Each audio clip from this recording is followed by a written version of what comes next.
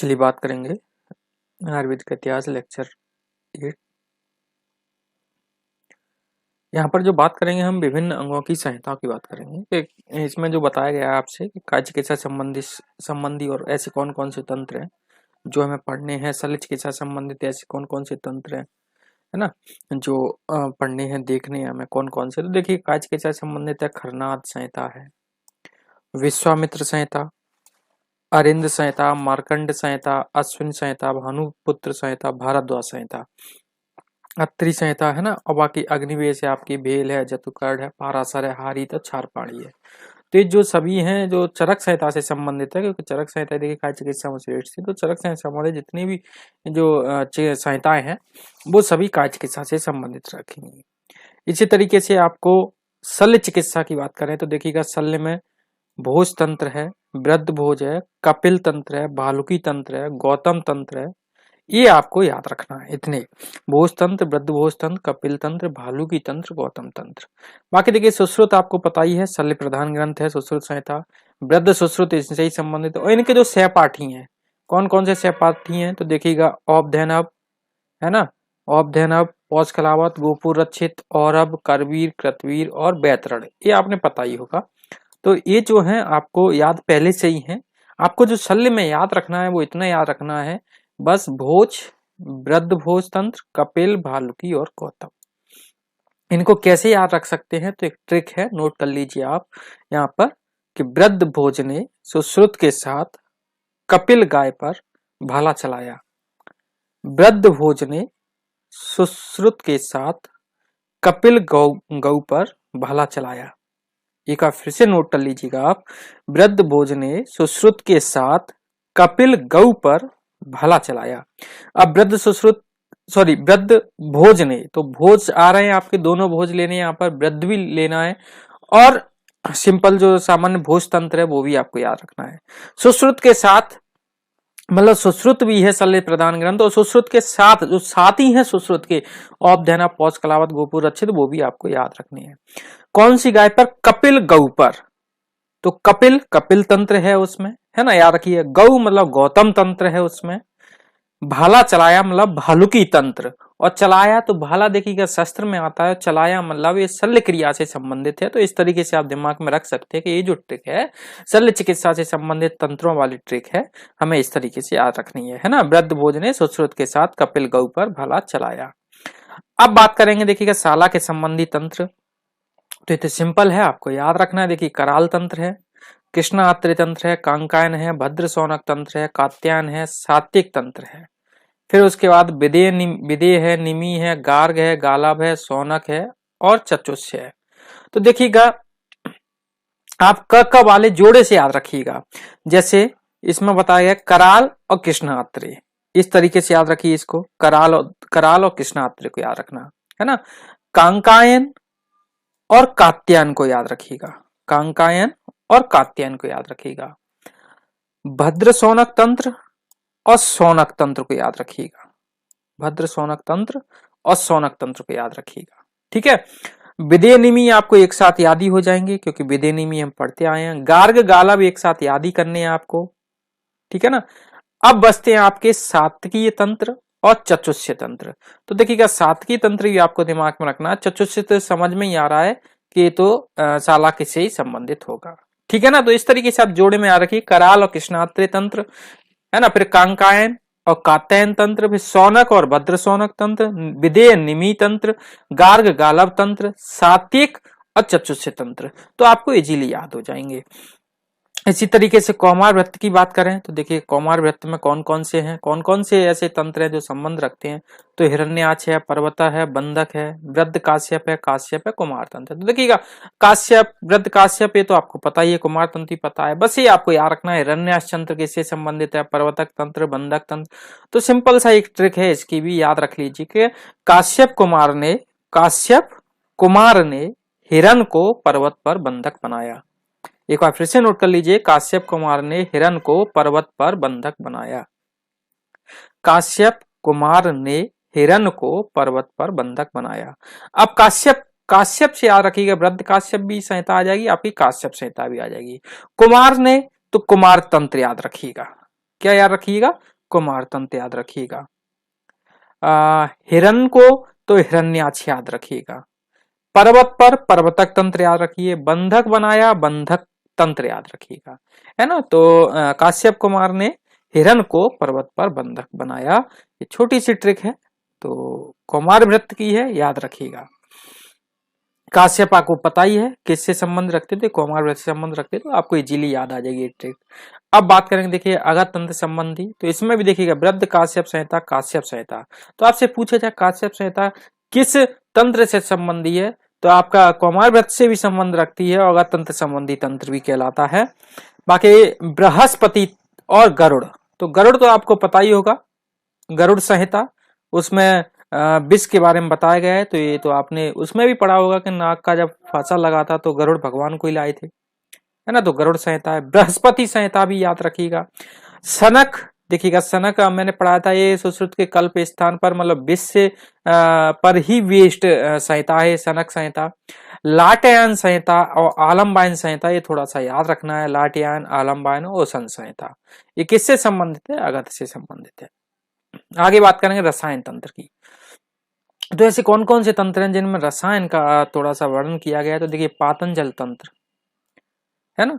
व्याधि तंत्र, आपने देखा होगा, व्याधि की कहानी पढ़ी होगी, है ना। तो व्याधि तंत्र भी रसायन तंत्र है। मांडव्य तंत्र याद रखिएगा। कच्छपुट, अपपुट वगैरह देखिएगा, याद रखिए। तो कच्छपुट तंत्र में भी रसायन का। नागार्जुन तंत्र भी रसायन है। अगस्त, भृगु, वशिष्ठ और कपिंजल तंत्र। कपिंजल तंत्र को थोड़ा सा इसलिए मैं इंपोर्टेंट लगवा रहा हूं क्योंकि देखिएगा अभी हमने कपिल पढ़ा है। कपिल किससे संबंधित था, तो कपिल था शल्य से। और कपिंजल तंत्र किससे संबंधित है, तो वो है रसायन से। बाकी आरोग्य मंजरी भी किससे संबंधित है, रसायन से। तो ये थोड़ा हटके हैं, इसलिए आपको याद रखने हैं। इसी तरीके से बाजीकरण तंत्र की बात करें तो कुचमार तंत्र, पंच सहायक और अनंग रंग, ये भी इंपॉर्टेंट है, कम है, जल्दी याद हो जाएंगे आपको। भूत विद्या संबंधी तंत्र देखिएगा, अथर्वेदी या अथर्वांगी रस कृत्य होते हैं भूत विद्या संबंधी तंत्र। तो ये थोड़े थोड़े हैं, कभी कभार इंपोर्टेंट है, तो ये यहाँ से आप बाजीकरण याद रखिए और रसायन याद रखिएगा।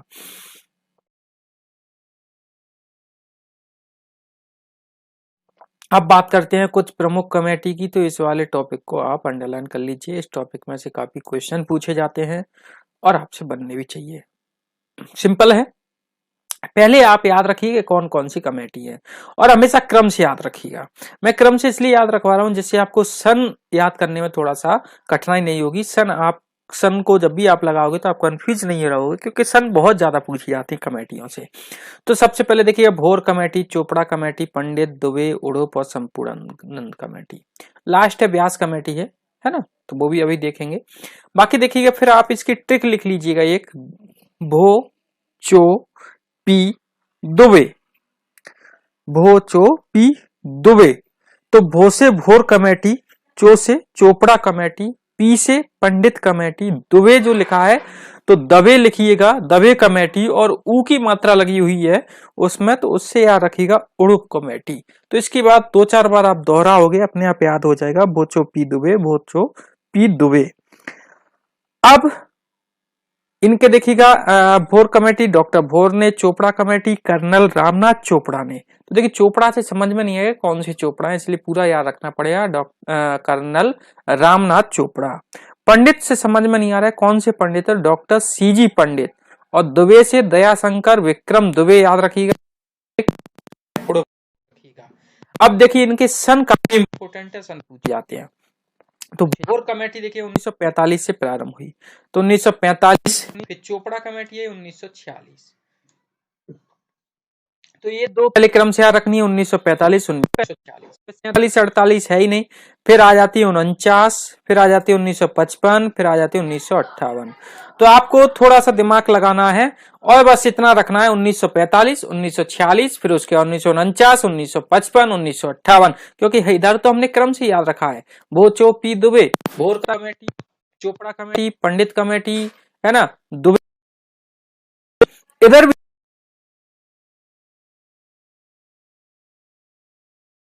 उसके 1955, उसके 1958, ठीक है ना। अब देखिएगा संपूर्णानंद कमेटी है, वो भी 1958 है। बाकी व्यास कमेटी वो लास्ट कमेटी है, वो तो 1966 है, सबसे हटके 1966। तो इस तरीके से आपको याद रखना है। अब सुझाव, भोर कमेटी ने क्या सुझाव दिए? तो भोर कमेटी ने कहा था कि जो राज्य हैं सभी राज्यों में देसी चिकित्सा का अधिकार स्थापित होना चाहिए। तो देसी चिकित्सा का जो अधिकार वाली बात कही है वो किसने कही है? भोर कमेटी ने। बहुत अच्छी बात कही थी भोर कमेटी ने। फिर उसके बाद आई चोपड़ा कमेटी। चोपड़ा कमेटी ने 1946 में और अच्छी बात कह बोल दी। उन्होंने कहा समन्वयात्मक शिक्षा मूल सिद्धांत होना चाहिए। मतलब समन्वयात्मक मतलब इसमें आयुर्वेदिक भी होना चाहिए, एलोपैथी भी होना चाहिए। तो वो समन्वयात्मक, इसको थोड़ा शब्द को याद रखिएगा, वो कहा किसने? चोपड़ा कमेटी ने। आगे बात करते हैं पंडित कमेटी की। पंडित कमेटी ने देखिए 1949 में जामनगर में केंद्रीय अनुसंधान केंद्र की स्थापना की। इंपोर्टेंट है, याद रखिएगा, ठीक है। उसके बाद बात करेंगे प्रवेश योग्यता उसमें जो रखी वो इंटर साइंस एवं पाठ्यक्रम 5 वर्ष का हो, ऐसा मान्यता की। चलिए, प्रवेश योग्यता इंटर साइंस एवं पाठ्यक्रम 5 वर्ष का हो, ये भी आपको याद रखना है। उसके बाद आई आपकी दबे कमेटी। दबे कमेटी क्या बोलते हैं? दबे कमेटी ने 1955 में प्रारंभ हुई थी, मतलब 1955 में बनी थी। इसमें उन्होंने रजिस्ट्रेशन बोर्ड की स्थापना करवाई। किसकी स्थापना करवाई? रजिस्ट्रेशन बोर्ड की। प्रवेश योग्यता इंटर के साइंस के साथ साथ संस्कृत का ज्ञान भी इन्होंने आवश्यक करवाया। शिक्षा का क्रम जो अपना होता है 5.5 वर्षीय, वो किसने करवाया? दबे कमेटी ने। और आतुरालय जो हॉस्पिटल बना उसमें बताया उन्होंने प्रति छात्र 5 शैय्या होनी चाहिए। तो ये भी पूछा जाने वाला क्वेश्चन है कि भैया प्रवेश योग्यता इंटर साइंस के साथ साथ संस्कृत का ज्ञान किस कमेटी ने निर्धारित किया? रजिस्ट्रेशन बोर्ड की स्थापना किस कमेटी ने? तो ये आपको पता होना चाहिए। शिक्षा क्रम 5.5 वर्षीय किस कमेटी के आने पर मतलब प्रतिपादित हुआ? तो आपकी दबे कमेटी है। इसी तरीके से ओडोप कमेटी की बात करें तो देखिए आयुर्वेद को राष्ट्रीय चिकित्सा सेवा का अंग बनाने का घोषणा की गई। सीसीआईएम की स्थापना के लिए बिंदु रखे गए। मिश्रित व शुद्ध दोनों पाठ्यक्रम पढ़ाए जाने चाहिए इसमें। और 3 वर्षीय स्नातकोत्तर मतलब जो एमडी जो आई उसका अनुसंधान मतलब पाठ्यक्रम और अनुसंधान होना चाहिए ओडोप कमेटी के बाद। तो 3 देखिएगा, बीएमएस जो आया वो दबे कमेटी 5.5 वर्षीय। ओडोप कमेटी ने किसकी नींव रखी थी? तो स्नातकोत्तर मतलब एमडी पीजी की 3 वर्षीय पाठ्यक्रम, उसमें अनुसंधान रिसर्च का। संपूर्णानंद कमेटी की बात करें तो इन्होंने देखिएगा प्रथम मीटिंग नैनीताल में, सदस्यों में कोई डॉक्टर नहीं था, याद रखिएगा। और आयुर्वेद का पाठ्यक्रम जो था इसमें प्रधान आयुर्वेद प्रधान था, इस बात पर मीटिंग की गई। व्यास कमेटी 1966 में शुद्ध आयुर्वेद पाठ्यक्रम पढ़ाया जाए और सम पाठ्यक्रम पढ़ाया जाए। तो ये कुछ पॉइंट हैं वो आपको याद रखने हैं। तो पहला याद रखना है भोर कमेटी, देसी चिकित्सा का अधिकार राज्यों को मिले। चोपड़ा कमेटी में जो निकला, जो मूल निकला, उन्होंने क्या बोला कि समन्वयात्मक शिक्षा का मूल सिद्धांत होना चाहिए। पंडित कमेटी है, उन्होंने कहा, उन्होंने जामनगर में केंद्रीय अनुसंधान केंद्र की स्थापना करवाई। और प्रवेश योग्यता जो है इंटर साइंस और पाठ्यक्रम देखिएगा 5 वर्ष का हो, है ना, पंडित कमेटी। उसके बाद दबे कमेटी आई, उन्होंने रजिस्ट्रेशन बोर्ड की स्थापना करवा दी, जो अपन रजिस्ट्रेशन मिलता है। प्रवेश योग्यता उन्होंने बोला इंटर साइंस के साथ साथ उन्हें संस्कृत ज्ञान भी होना चाहिए, इसलिए संस्कृत का कोर्स आ गया, है ना। शिक्षा क्रम देखिएगा 5.5 वर्षीय जो अपना होता है। आतुरालय में प्रति छात्र में 5 शैय्या होनी चाहिए, जो आपकी इंटर्नशिप होती है उसमें, है ना, याद रखिए। फिर ओडोप कमेटी इसी तरीके से आयुर्वेद को राष्ट्रीय चिकित्सा सेवा का अंग। सीसीआईएम की स्थापना देखिए बिंदु रखे गए, सबसे इंपोर्टेंट, हालांकि सीसीआईएम अभी तो भंग हो चुकी है। मिश्रित व शुद्ध दोनों पाठ्यक्रम पढ़ाए जाने लगे। 3 वर्षीय देखिए पीजी का जो बताएगा अनुसंधान ओडोप कमेटी। इसी तरीके से आगे बात करते हैं कुछ प्रमुख संस्थाएं एवं स्थापना वर्ष। तो भारत में पहला आयुर्वेद महाविद्यालय स्थापित कहां हुआ था? तो ईस्ट इंडिया कंपनी द्वारा 1827 में कलकत्ता में हुआ था। भारत में बात कर रहे हैं। भारत में पहला आयुर्वेद महाविद्यालय आयुर्वेद, तो वो कहां पर हुआ था? ईस्ट इंडिया कंपनी के द्वारा 1827 में कलकत्ता में। भारत में पहला मॉडर्न मेडिकल कॉलेज कब स्थापित हुआ? तो 1835 में। वर्तमान में भारत का सबसे प्राचीनतम आयुर्वेद महाविद्यालय कौन सा है? सबसे प्राचीनतम, तो वह आपका श्री वेंकटरमन आयुर्वेद कॉलेज चेन्नई। पहला आयुर्वेद महाविद्यालय 1905 में मद्रास में उस्मान कमेटी की अनुशंसा पर स्थापित किया गया था। देखिए मद्रास की बात करें तो उस्मान में है ना पहला आयुर्वेदिक महाविद्यालय। श्री वेंकट रमन आयुर्वेद कॉलेज मद्रास 1905, अष्टांग आयुर्वेद कॉलेज कलकत्ता 1916, आयुर्वेद कॉलेज अहमदानगर 1916, ऋषिकुल, ये पढ़ लेना आप, है ना, ये इसमें कोई खास बात नहीं है, इसको याद रखिएगा। बीएचयू में स्नातकोत्तर पीजी आयुर्वेद प्रारंभ कब हुआ था? तो 15 अगस्त 1963 में, है ना। काशी हिंदू विश्वविद्यालय में देखिएगा मिश्रित पद्धति 1927 में लागू हुई थी। ये सारी चीजें पढ़ लेना। एक तो ये जामनगर के याद रखिएगा, बीएचयू याद रखिएगा इसमें से, है ना। और आपके एक और होगा इसमें, हाँ राजस्थान का भी याद रखिएगा। ठीक है, तो ऐसा कुछ है आपको याद रखने हैं। ये आपको सारे मिलेंगे इसमें, तिलक है, तिब्बिया है ना, काशी हिंदू बनारस वाला है, गुजरात वाला है, जामनगर वाला है, सारे मिलेंगे आपको। चलिए, तो ये आप याद रखिएगा क्योंकि सन है, सन आपको याद ही करनी पढ़ना पड़ेगा। अब बात करते हैं विश्व स्वास्थ्य संगठन की, है ना। इसमें से भी कभी कभी क्वेश्चन पूछ लेते हैं, तो इसका गठन ही सबसे पहले अधिकतर गठन ही पूछा जाता है। तो 7 अप्रैल 1948 को, थोड़ा डीप पूछ लिया तो कितने राष्ट्रों की सहमति से? तो 61 राष्ट्रों की सहमति से बना। विश्व स्वास्थ्य दिवस कब मनाया जाता है? आप सभी को पता है, 7 अप्रैल। केंद्रीय कार्यालय, ये भी आपको पता होगा सभी को, जिनेवा स्विट्जरलैंड में है। भारत 1948 से ही इसका सदस्य है, ये आपको अंडरलाइन करिएगा। और वर्तमान में 194 देश इसके सदस्य हैं WHO के। मुख्य उद्देश्य क्या था? तो विश्व के प्रत्येक नागरिक को श्रेष्ठतम स्वास्थ्य प्रदान करना, इसका मुख्य उद्देश्य था। 1978 में आपको पता है अल्मा आटा घोषणा की गई थी, जिसमें health for all reaching the goal by year 2000, है ना। इनका एक वो था, 1948 में एक घोषणा की गई थी, जिसका एक सिद्धांत निकला कि भैया 2000 तक सभी को क्या स्वस्थ बना के रखना है, स्वस्थ छोड़ना है। Which was launched in Europe, ये जो लॉन्च हुआ था ये 1981 में यूरोप में हुआ था, याद रखिएगा। विजन 2020 याद रखिएगा, ये इंपॉर्टेंट है। विजन 2020, है ना। कब पारित हुआ? तो 1949 में लॉन्च हुआ था ये। और इसमें right to sight, vision 2020 right to sight, मतलब जो देखने वाला था कि जो कैटरेक्ट वगैरह है, ग्लूकोम वगैरह है, इस तरीके जो बीमारी है नेत्रों से संबंधित, वो आपको 2020 से सारी खत्म करती जाएंगी, लेकिन हुई नहीं, अभी तक चल रहा है इस पर काम। चलिए, प्रशासनिक दृष्टि से इसकी 6 इकाइयां हैं, तो इकाइयां याद रखिएगा। अपना जो भारत है वो दक्षिण पूर्वी इकाई में, कौन सी इकाई में?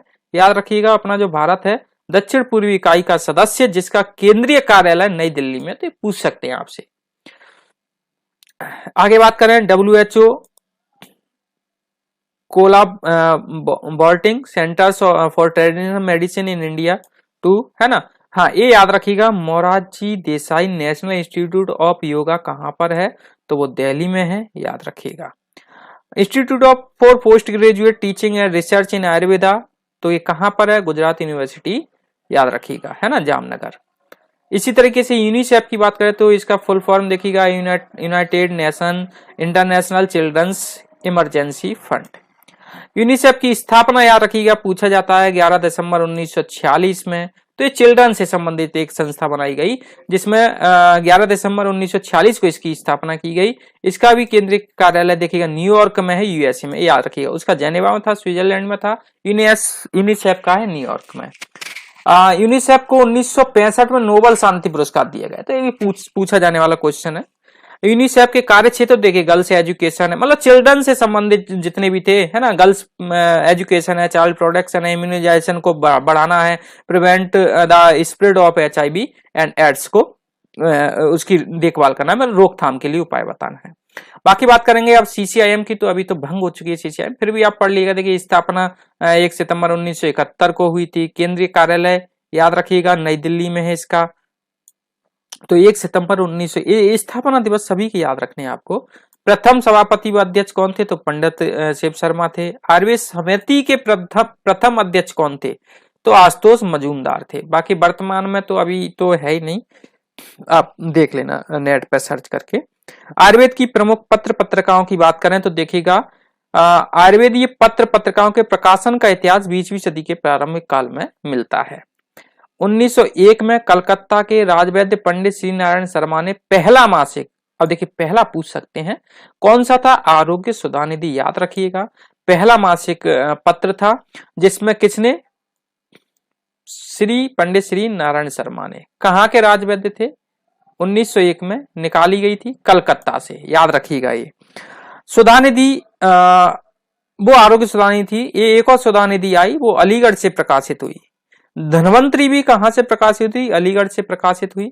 सचित्र आयुर्वेद, तो ये सचित्र आयुर्वेद बैद्यनाथ आयुर्वेद भवन पटना द्वारा प्रकाशित किया जाता है।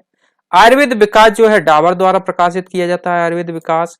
स्वास्थ्य, तो ये IMP लगा लीजिएगा इसको, स्वास्थ्य को कृष्ण गोपाल आयुर्वेद भवन कालेड़ा अजमेर द्वारा प्रकाशित है। आयु नामक पत्रिका कहां से निकलती है, तो वो गुजरात से, मतलब गुजरात आयुर्वेद विश्वविद्यालय जामनगर द्वारा प्रकाशित की जाती है। और जनरल ऑफ आयुर्वेद, ये राष्ट्रीय आयुर्वेद याद रखिए संस्थान जयपुर द्वारा प्रकाशित की जाती है। तो कुछ पत्रिकाएं इंपोर्टेंट हैं, ये आप याद कर सकते हो, रख सकते हो। कभी कभार पूछ सकते हैं कि प्रथम जो पत्रिका थी वो किसने निकाली, है ना, मासिक पत्र आरोग्य सुधानिधि, तो पंडित श्री नारायण शर्मा 1901 में प्रकाशित हुई, कलकत्ता के राजवैद्य थे। तो इस तरीके से आप पूछा जा सकता है। तो ये काफी इंपॉर्टेंट है इस वाले पेज में। अधिकतर इस वाले पेज से जो आपसे क्वेश्चन पूछे जाएंगे, आप कमेटी पे थोड़ा सा विशेष ध्यान दीजिएगा, जो कमेटियां मैंने बताई हैं, बाकी आप पढ़ लेना, ठीक है ना। चलेगा, मिलते हैं कल।